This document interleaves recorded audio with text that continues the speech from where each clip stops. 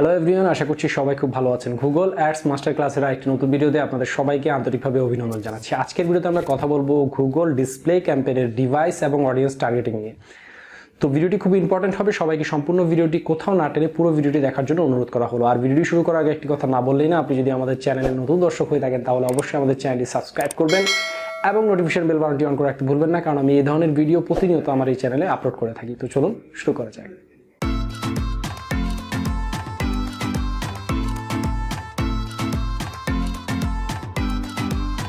আগের ভিডিওতে আমরা লোকেশন টার্গেটিং, ল্যাঙ্গুয়েজ এবং এছাড়াও আমি আপনাদেরকে আরও কিছু বিষয় শেয়ার করেছিলাম, যেমন হচ্ছে বাল্ক কিভাবে আমরা টার্গেট করতে পারবো, এছাড়া ড্রপ পিন দিয়ে কিভাবে আমরা টার্গেট করতে পারবো। এই বিষয়গুলো নিয়ে আমরা আগের ভিডিওতে আমরা আলোচনা করেছি। সো আজকের ভিডিওতে যে বিষয়গুলো নিয়ে কথা বলবো সেটা হচ্ছে আমরা অ্যাড রোটেশন নিয়ে কথা বলেছি, অ্যাড শিডিউল নিয়ে খুব ভালোভাবে আপনাদের মাঝে ধারণা দিয়েছি। আর ক্যাম্পেইন ইউআরএল অপশন, এটা অ্যাডভান্স ফিচার।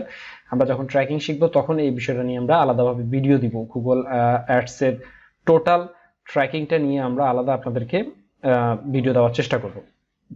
তো আজকে যে বিষয়টা নিয়ে কথা বলবো সেটা হচ্ছে ডিভাইস টার্গেটিং। ডিভাইস মানে কি? দেখেন, আমি যতটুকু আমার এই ক্ষুদ্র জ্ঞান থেকে আমি যতটুকু দেখেছি যে গুগল অ্যাডসে সবচেয়ে বেশি পারফর্ম করে হচ্ছে আপনার ডেস্কটপ বা ল্যাপটপে, ঠিক আছে। যেরকম আমরা ফেসবুক অ্যাডের সবচেয়ে ভালো পারফর্মিং অ্যাডস যদি আমরা বলি, ডিভাইস যদি বলি, সেক্ষেত্রে মোবাইল যদি আমরা ধরি, কিন্তু গুগল অ্যাডসে কিন্তু সম্পূর্ণ উল্টোটা। গুগল অ্যাডসে কিন্তু ডিভাইসের দিকে সবচেয়ে বেশি পারফর্ম করে হচ্ছে আপনার ডেস্কটপ অথবা ল্যাপটপে যদি আমরা বড় স্ক্রিনে যখন আমরা অ্যাড দিই সেক্ষেত্রে। তো এখানে দেখেন শো অন অল ডিভাইস, এখানে এটা বাই ডিফল্ট দেওয়া আছে, মানে আপনার মোবাইলেও আপনার অ্যাডটা যাবে, ট্যাবেও আপনার অ্যাডটা যাবে, ডেস্কটপেও যাবে, ল্যাপটপেও যাবে। হ্যাঁ, যে কোনো ডিভাইসগুলোতে আপনি যাবেন, যদি আপনি এটা চেঞ্জ না করেন তাহলে এটা দেওয়া থাকবে। কিন্তু আপনি যদি সেট স্পেসিফিক টার্গেট যদি দেন, এখানে তিনটা অপশন দেখা যাচ্ছে। দেখেন, two simplify device targeting, app and industrial, web targeting, হ্যাঁ, কম্বাইন, এরকম মানে আপনি কম্পিউটার, মোবাইল অপারেটর বিভিন্নভাবে আপনি কি করতে পারবেন, এই টার্গেটিংটা করতে পারবেন। তো এখন আমি একটা যদি দেখি, শুধুমাত্র যদি আমি কম্পিউটারকে টার্গেট করি, ঠিক আছে, দেখেন এখানে 1.3 বিলিয়ন ইমপ্রেশন আমার অডিয়েন্স এখানে রয়েছে। এরপর যদি আমি কি করি, মোবাইল ফোনটাকে যদি আমি এখানে টার্গেট করি, তাহলে দেখেন এটা কিন্তু বেড়ে যাবে, কারণ আমি কিন্তু কি করছি, 10 বিলিয়নে চলে গেছে 1.3 বিলিয়ন থেকে। এরপর দেখেন ট্যাবলেটে দিলে আরো বেড়ে যাবে, ঠিক আছে। তো এটা প্রোডাক্ট অনুযায়ী ভ্যারি করে, আপনি কি টার্গেটিং কাস্টমারের কাছে অ্যাড দেখাচ্ছেন নাকি আপনি আপনার রেগুলার কাস্টমারের কাছে অ্যাড দেখাচ্ছেন, এটা সম্পূর্ণ টোটালি ডিপেন্ড করবে হচ্ছে আপনার প্রোডাক্টের উপরে, আপনি কি ক্যাম্পেইন করছেন, ঠিক আছে। যদি রিটার্গেট হয় সেক্ষেত্রে সবচেয়ে ভালো পারফর্ম করবে হচ্ছে কম্পিউটারে শুধুমাত্র অ্যাড রান করলে। হ্যাঁ, মোবাইলে এবং ট্যাবে খুব কম মানুষই রয়েছে গুগলের বিভিন্ন প্ল্যাটফর্মগুলো, যেমন ধরেন আপনি বিভিন্ন ওয়েবসাইটে স্ক্রল করছে, খুবই কম, ঠিক আছে, এই সংখ্যাটা খুব কম। কিন্তু কম্পিউটারে কিন্তু বিশাল সংখ্যক লোক কিন্তু কি করে, আমরা যেরকম বিভিন্ন ওয়েবসাইটে গেলে, আমরা যেরকম ধরা যাক আমরা যদি প্রথম আলোতে যদি যাই, তো আমরা যদি প্রথম আলোর ওয়েবসাইটে যদি ঢুকি, তাহলে দেখবেন যে অনেক ধরনের রিটার্গেটিং ক্যাম্পেইনের অ্যাডও কিন্তু গুগল আপনাকে শো করছে। তার মানে কি, আপনি কোনো না কোনোভাবে সেই ক্যাম্পেইনের মাধ্যমে কি হয়েছেন, একবার আপনি তাদের কাছে, গুগলের কাছে আপনার ডাটা রয়েছে যে আপনি এই প্রোডাক্টের উপর ইন্টারেস্ট রয়েছেন, সেটার উপর ডিপেন্ড করে গুগল আপনাকে কি করছে, অ্যাড দেখাচ্ছে, ঠিক আছে। এই যে দেখেন এখানে এই যে ধরনের ক্যাম্পেইন আসে, এই যে এটা হয়তো আমি কোনো না কোনোভাবে হয়তো এই অ্যাডের উপরে ইন্টারেস্টেড ছিলাম, দেখুন বাই ডিফল্ট গুগল আমাকে দেখাচ্ছে, ঠিক আছে। এরকম রিটার্গেটিং ক্যাম্পেইন গুগল দেখায়। হ্যাঁ, সো এখন মেবি এটা রিটার্গেটিং, আমার ক্ষেত্রে রিটার্গেটিং ক্যাম্পেইন না, বাট অনেকের ক্ষেত্রে দেখবেন যে আপনি বিভিন্ন ওয়েবসাইটে ঢুকলে এরকম ডিসপ্লে অ্যাড আপনার কাছে শো করছে বিভিন্ন ওয়েবসাইটে। তো মূল কথা হচ্ছে, যদি আমরা ডিসপ্লে ক্যাম্পেইন করি এবং ডিভাইস টার্গেটিং করি, তো সেক্ষেত্রে আমি আপনাদেরকে রিকমেন্ড করব কম্পিউটারটা মাস্ট বি আপনারা টার্গেট করবেনই। এরপর মোবাইল ফোন টার্গেট করতে পারেন, ট্যাবলেট ইউজার খুব কম, সো এটা দিয়ে দেখতে পারেন, খুব বেশি দেখেন চেঞ্জ হয় না ট্যাবলেট অন বা অফ করলে, ঠিক আছে। তো স্পেসিফিক টার্গেটিংটা রিকমেন্ডেড, ঠিক আছে। এরপর হচ্ছে অপারেটিং সিস্টেম। দেখেন এখানে অপারেটিং সিস্টেম যদি আমরা ক্লিক করি, এখন দেখেন এবার আপনি মোবাইলে অ্যাড দিয়ে চাচ্ছেন, কিন্তু মোবাইলে অ্যাডের ভিতরে বাংলাদেশে দেখেন ব্ল্যাকবেরি কিন্তু এখন খুবই ইউজার নাই বললেই চলে ব্ল্যাকবেরি, ঠিক আছে। একটা সময় ব্ল্যাকবেরি ফোন খুব অ্যাভেলেবেল ছিল। ব্ল্যাকবেরি এবং উইন্ডোজের ইউজার বাংলাদেশে খুবই কম, কিন্তু বাংলাদেশে অ্যান্ড্রয়েড এবং আইওএস এর ইউজার সবচাইতে বেশি, ঠিক আছে। ওয়েব ওএস এর কিও নাই, ইউজারও নাই। তাহলে আমি কি করব, আমি অ্যান্ড্রয়েড এবং কি করব আইওএস এ আমার কি করব, অ্যাডটা আমি দেখানোর চেষ্টা করব। কিন্তু এখানে প্রশ্ন হচ্ছে, আপনি যে অ্যান্ড্রয়েড এবং আইওএস এ আপনি অ্যাড দিতে চাচ্ছেন, আপনার প্রোডাক্টটা যদি এমন কোনো প্রোডাক্ট হয়, যেমন ধরা যাক অ্যাপ ইনস্টলেশনের আপনি কোনো একটা প্রোডাক্ট আপনি গুগল ডিসপ্লে ক্যাম্পেইনের মাধ্যমে প্রমোট করছেন বা আপনার ক্লায়েন্টের জন্য কাজ করছেন, তো সেক্ষেত্রে অবশ্যই আপনি iOS সিলেক্ট করবেন না, কারণ গুগল প্লে স্টোর থেকে iOS এর যারা ইউজ করে তারা কিন্তু গুগল প্লে স্টোর থেকে কোনো কি করতে পারবে না, অ্যাপস কিন্তু নামাতে পারবে না। তাদের জন্য সম্পূর্ণ আলাদা প্ল্যাটফর্ম রয়েছে, অ্যাপেলের আইক্লাউড রয়েছে, অ্যাপেলের বিভিন্ন অন্যান্য সফটওয়্যার ইনস্টলেশনের বিভিন্ন প্ল্যাটফর্মগুলো রয়েছে। সো আমাদের কি করতে হবে, যখন iOS ইউজ করব তখন আমাদের প্রোডাক্টটা iOS এর সাথে রিলেভেন্ট রয়েছে কিনা বা iOS এর থেকে সাপোর্টেড কিনা সেটা আমাদের দেখতে হবে। যেমন অ্যান্ড্রয়েড প্রোডাক্টে যেমন গুগল প্লে স্টোরের প্রোডাক্ট যেরকম iOS ইউজাররা যেরকম করতে পারবে না, দেখতে পারবে না বা ইউজ করতে পারবে না, সেম একইভাবে iOS এর ইউজাররা কিন্তু অ্যান্ড্রয়েডের প্রোডাক্টগুলো ইউজ করতে পারবে না। সো এটা আপনাকে মাথায় রাখতে হবে যদি অ্যাপের ক্ষেত্রে, অ্যাপ ইনস্টলেশনের যদি প্রোডাক্ট, আদারওয়াইজ কিন্তু যে কোনো ওয়েবসাইটের ট্রাফিককে, যে কোনো প্রোডাক্টের কিন্তু ডিসপ্লেকে অ্যাড কিন্তু আপনি দেখাতেই পারেন, ঠিক আছে, অ্যান্ড্রয়েড অথবা iOS এর ইউজারদেরকে আপনি দেখাতেই পারেন। আর টেস্টিং এর জন্য আপনি সবগুলো চেক মার্ক করে রাখতে পারেন, ঠিক আছে, কোনো ব্যাপার না। তো আমরা এটা যদি ডান দিই তাহলে কি হলো, অপারেটিং সিস্টেম আমাদের এটা চুজ হয়ে গেল। এরপর হচ্ছে ডিভাইস মডেল। এবার দেখেন আরো স্পেসিফিক করছে গুগল। অ্যান্ড্রয়েড তো আপনি সিলেক্ট করেছেন, অ্যান্ড্রয়েডের তো কত ইউজার রয়েছে না, অ্যান্ড্রয়েডের এসআর রয়েছে, অ্যান্ড্রয়েডের অ্যামাজনের প্রোডাক্ট রয়েছে, অ্যান্ড্রয়েডের আসুসের রয়েছে, কত অ্যান্ড্রয়েড রয়েছে, ঠিক আছে।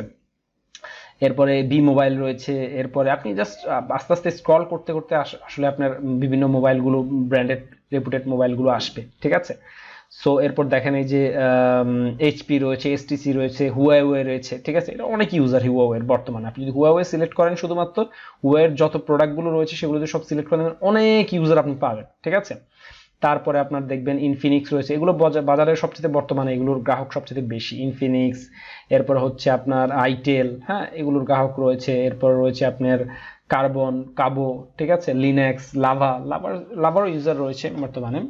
তো লাভাতে ক্লিক করলে আবার দেখেন লাভার যত মডেল আছে সেই সবগুলো মডেল আপনাকে শো করছে।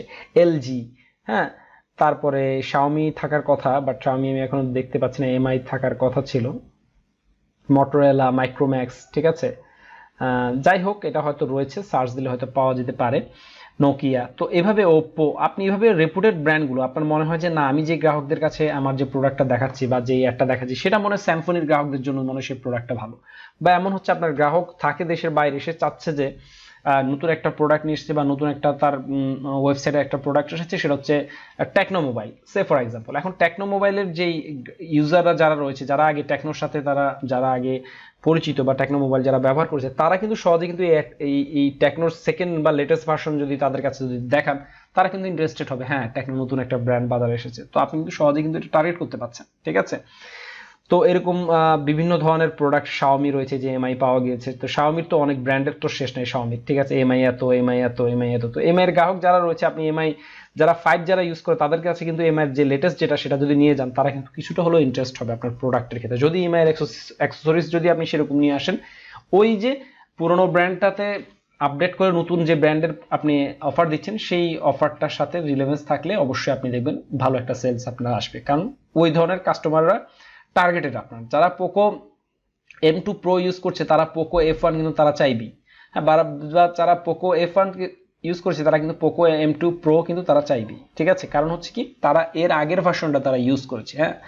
সো একইভাবে রেডমি সহকারে সবগুলো বড় বড় টেকনোলজি, যত বড় বড় জায়েন্ট মনস্টার কোম্পানি রয়েছে, তাদেরকে কিন্তু আপনি এই ডিভাইস সিলেকশনের মাধ্যমে কিন্তু তাদেরকে আপনি কি করতে পারেন, ডিভাইস মডেলের মাধ্যমে তাদেরকে আপনি অ্যাড করতে পারেন। এবার রয়েছে নেটওয়ার্কটা অনেক ইম্পর্টেন্ট, কারণ হচ্ছে বাংলাদেশের সব মানুষের কাছে কিন্তু এখন ওয়াইফাই অ্যাভেলেবেল না, ঠিক আছে। খুব কম লোকই আছে যারা ওয়াইফাই, যাদের কাছে অ্যাক্সেস রয়েছে, হ্যাঁ। তো এই সংখ্যাটা খুব আবার একবারে যে কম না তাও না, অনেকেই কিন্তু মোবাইলের ডাটা কিনে ইউজ করে। যেমন গ্রাম অঞ্চলে আপনি অনেক অনেক এলাকা রয়েছে, প্রত্যন্ত এলাকা রয়েছে, যেখানে মানুষ কিন্তু এখনো ইউটিউবের ভিডিও দেখে মোবাইলের ডাটা কিনে, ঠিক আছে।